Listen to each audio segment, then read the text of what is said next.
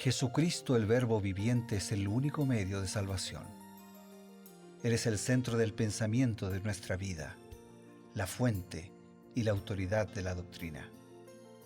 El principal propósito de la vida de Cristo fue la obediencia a los mandamientos, exaltando la ley de Dios como un reflejo de su carácter. El principal mensaje a ser predicado en el mundo, basado en Apocalipsis 14, está representado por 3 ángeles llevando el Evangelio eterno al mundo entero. Este mensaje se basa en los encantos inigualables de Cristo y declara que la hora del juicio ha llegado y llama a obedecer los mandamientos de Dios. Mediante su palabra, Dios ha comunicado a los hombres el conocimiento necesario para la salvación. Las Santas Escrituras deben ser aceptadas como dotadas de autoridad absoluta y como revelación infalible de su voluntad.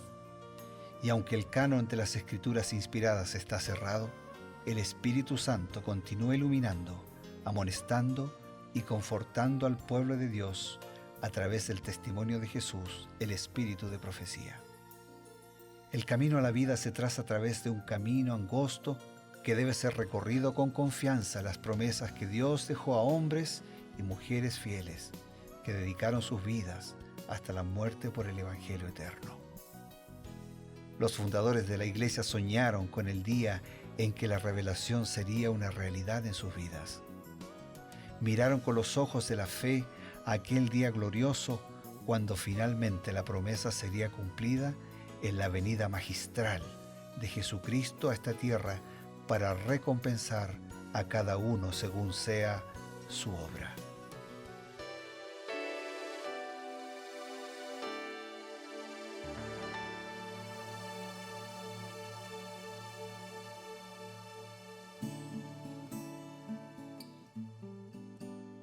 Nuevamente, queridos amigos, los saludamos con mucha alegría, con mucho placer, porque este es un encuentro que lo esperamos diariamente. Ustedes y nosotros acá, en Nuevo Tiempo, compartimos un momento especial, basados en la Biblia, la Palabra de Dios, y también complementados con el espíritu de profecía. Esto es, creed en sus profetas. Bienvenidos. Y al dar la bienvenida, también saludamos a quien comparte con nosotros los consejos inspirados, el pastor Bruno Razo.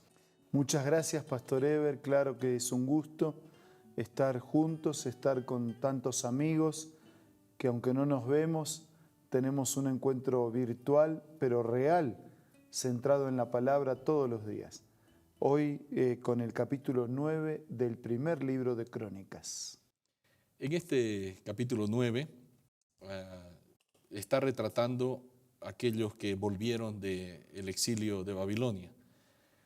Interesante que algunos volvieron pobres, la gran mayoría, y muchos se quedaron en Babilonia porque no querían dejar sus riquezas, no querían dejar. Ellos ya habían construido toda una fortuna, aprovecharon la inteligencia que Dios les daba para hacer riquezas, ¿no?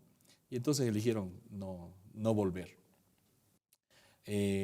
Muchos luchan con la pobreza y sin embargo a otros los domina la pasión por la riqueza. ¿Qué nos dice Elena White al respecto de este peligro?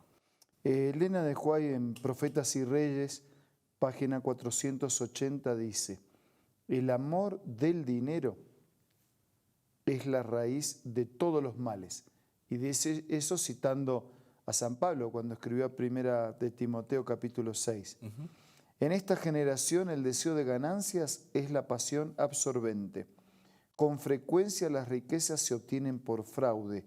Multitudes están luchando con la pobreza, obligadas a trabajar arduamente por un salario ínfimo que no suple siquiera las necesidades primordiales de la vida. El trabajo y las privaciones, sin esperanza de cosas mejores, hacen muy pesada la carga. Agotados y oprimidos, los pobres no saben dónde buscar alivio, y todo esto para que los ricos puedan sufragar su extravagancia o satisfacer su deseo de acumular más riquezas. O sea, no hay problema en tener abundancia de bienes, siempre y cuando se los obtenga legítimamente, de manera honesta e íntegra, y siempre y cuando no se lo obtenga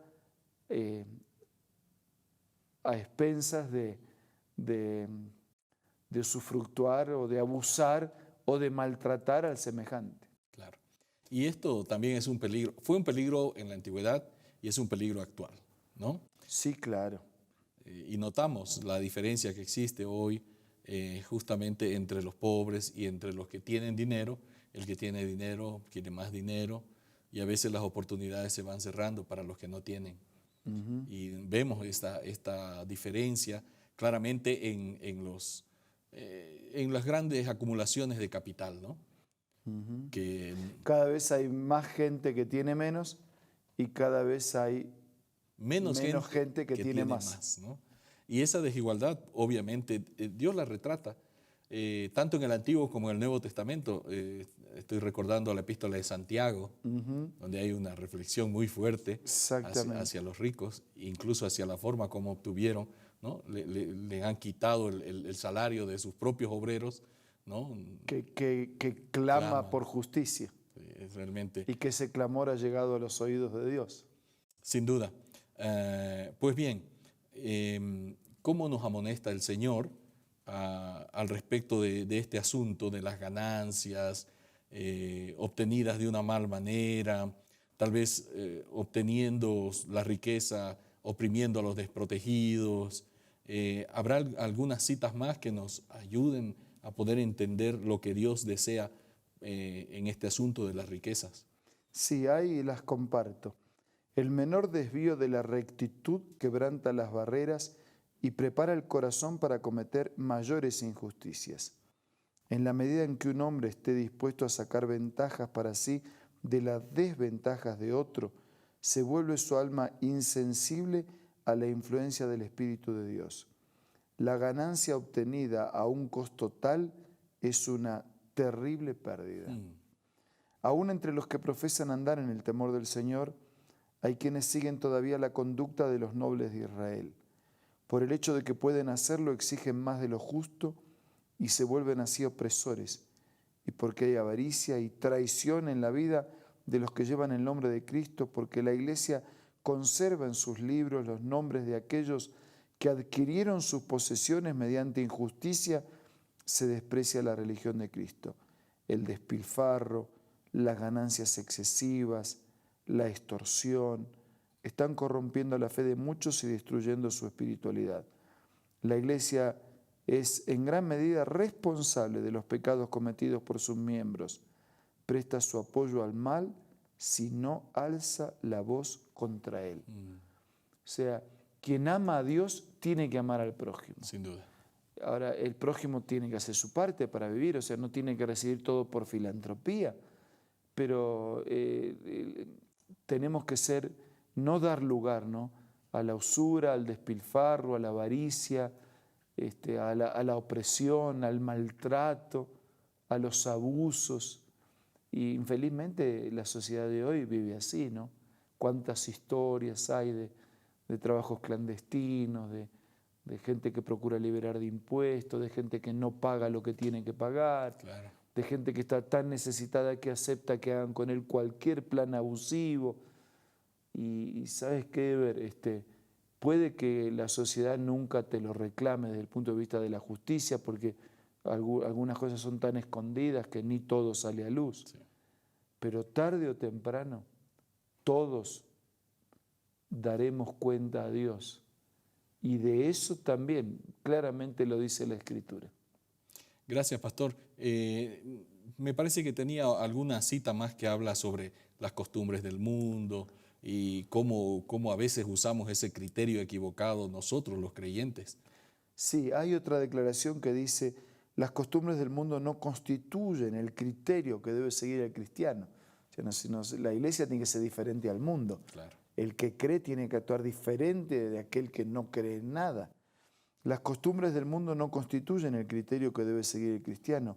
Este último no ha de imitar a aquel en sus prácticas injustas, en su codicia ni en sus extorsiones.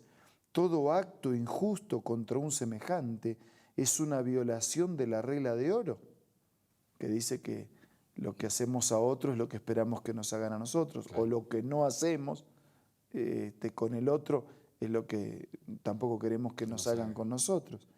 Todo perjuicio ocasionado a los hijos de Dios se hace contra Cristo mismo en la persona de sus santos. Toda tentativa de aprovecharse de la ignorancia, de la debilidad o de la desgracia de los demás se registra como fraude en el libro mayor del cielo. El que teme verdaderamente a Dios preferirá trabajar noche y día y comer su pan en la pobreza antes que satisfacer un afán de ganancia que oprimiría a la viuda, a los huérfanos o despojaría al extraño de su derecho. Tenemos que ser sumamente cuidadosos porque de paso todas estas situaciones están penadas por las leyes civiles. Claro. La justicia humana también desaprueba estas conductas, pero a veces se las hace con tal malicia que ni todas salen a luz. Pero vamos a dar cuenta de eso delante de Dios. Maltratar a un pequeñito de Dios, toda acción contra un pequeñito de Dios es una acción contra Cristo mismo. Y por supuesto, tarde o temprano rendiremos cuenta.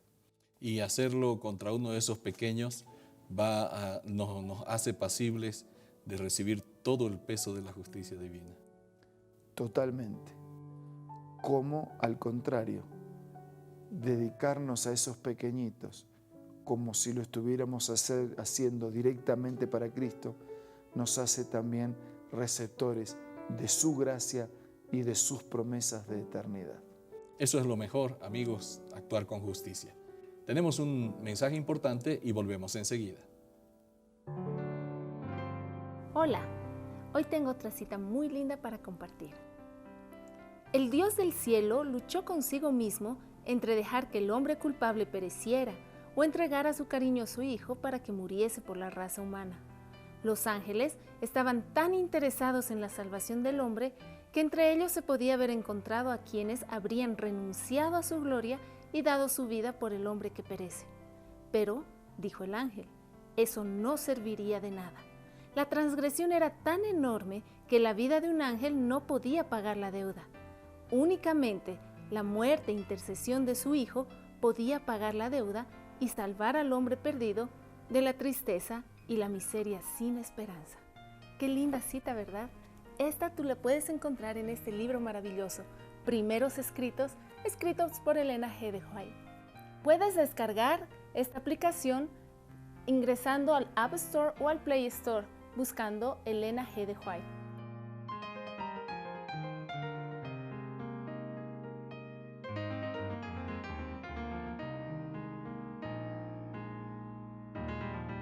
Gracias por estos consejos, Vivi. Realmente cada momento estamos escuchando, ¿no? Cada día como parte de nuestro programa. Ahora tenemos el momento justo para recibir una invitación también.